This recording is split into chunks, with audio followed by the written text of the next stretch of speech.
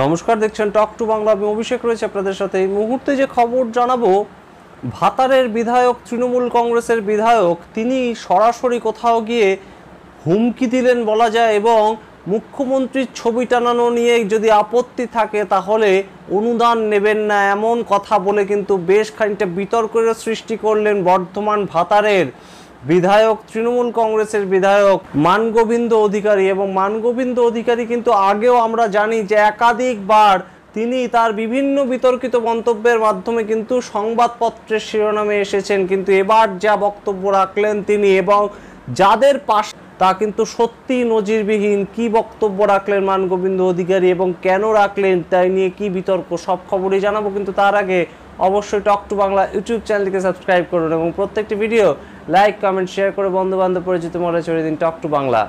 আসছি খবরে। ভাতারের বিধায়ক মানগোবিন্দ অধিকারী তিনি সরাসরি এবার কিন্তু একদম হুমকি দিয়ে বসলেন যে মুখ্যমন্ত্রীর থেকে টাকা নিলে, অর্থাৎ সরকারের থেকে যদি অনুদান নেওয়া হয় পুজোর জন্য, তাহলে মুখ্যমন্ত্রীর ছবি তা কিন্তু টানাতে হবে, এবং এইটা কিন্তু একটা ফরমান জারি করার মতোই বলে দিলেন। এবং সরকারি অনুষ্ঠান থেকেই এই যে ঘোষণা বিধায়কের, তৃণমূল কংগ্রেস বিধায়কের, তা নিয়ে কিন্তু জোর জল্পনা, এবং অবশ্যই তাই নিয়ে কিন্তু বিধতে ছাড়েননি বিভিন্ন বিরোধী পক্ষরা। এবং সেখান থেকেই কিন্তু যে প্রশ্নটা, যে আমরা সবাই জানি যে মুখ্যমন্ত্রী মমতা বন্দ্যোপাধ্যায় বিভিন্ন পুজো কমিটি, অর্থাৎ পশ্চিমবঙ্গে যতগুলি দুর্গাপুজো হয় সেই দুর্গাপুজো কমিটিগুলিকে প্রথম 25,000 টাকা দিয়ে অনুদান দেওয়া শুরু করেছিলেন, এবং তা বাড়তে বাড়তে এই বছর 85,000 টাকা এসে থমকেছে। এবং আগামী বছর কিন্তু মুখ্যমন্ত্রী ঘোষণা করে দিয়েছেন প্রত্যেকটি পুজো কমিটিকে 1 লক্ষ টাকা অনুদান দেওয়া হবে পুজো করার জন্য। এবং সেই জায়গা থেকেই কিন্তু এই অনুদান, এবার আমরা জানি এই অনুদানকে নেওয়া নিয়েও কিন্তু বেশ কিছু পুজো কমিটি তাদের আপত্তি জানিয়েছিল, যাতে তিলোত্তমার বিচার, যে অভয়া কাণ্ডের যে বিচার, সেই বিচার যতদিন না হবে তারা সরকারি অনুদান নেবেন না।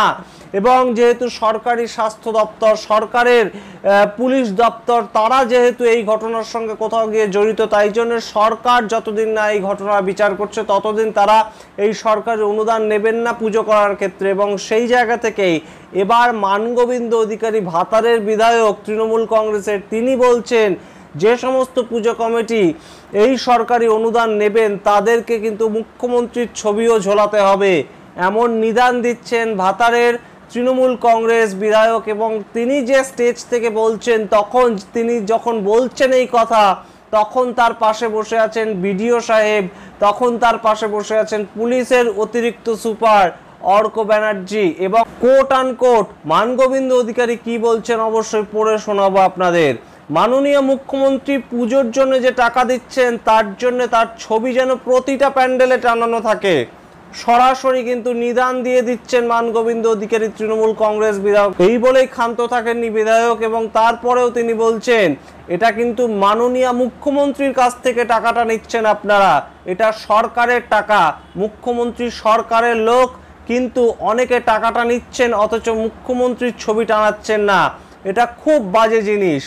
না হলে আপনারা টাকাটা নেবেন না, আপনাদের যদি মুখ্যমন্ত্রীর ছবি টানাতে অসুবিধা হয় তাহলে আপনারা টাকা নেবেন না।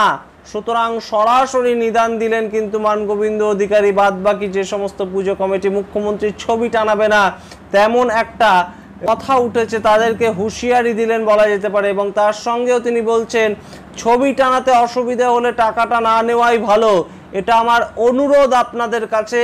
অনেক ক্লাব তো টাকা নিচ্ছে না, আপনারাও নেবেন না। এই নিদান যখন মানগোবিন্দ অধিকারী, তৃণমূল কংগ্রেসের ভাতারের বিধায়ক, তিনি দিচ্ছেন স্টেজের উপর দাঁড়িয়ে, তখন কিন্তু এই একই স্টেজে উপস্থিত পুলিশের অতিরিক্ত সুপার অর্ক ব্যানার্জি, ওই এলাকার যিনি বিডিও দেবজিৎ দত্ত, এবং তাছাড়াও কিন্তু ডিএসপি ক্রাইম সুরজিৎ মণ্ডল। এবং এই কথার নিরিখে কিন্তু অবশ্যই এই মুহূর্তে সমালোচনার ঝড় উঠেছে, এবং সরকার এবং দলকে গুলিয়ে ফেলছে তৃণমূল কংগ্রেস বিধায়ক।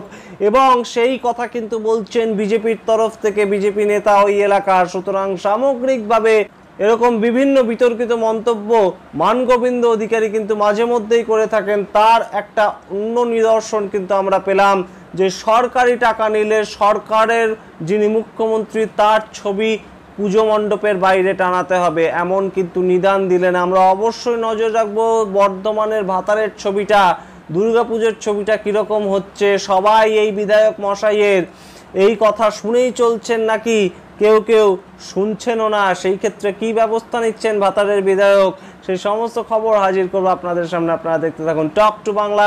ভুলবেন না টক টু বাংলা ইউটিউব চ্যানেলটিকে সাবস্ক্রাইব করতে। নমস্কার।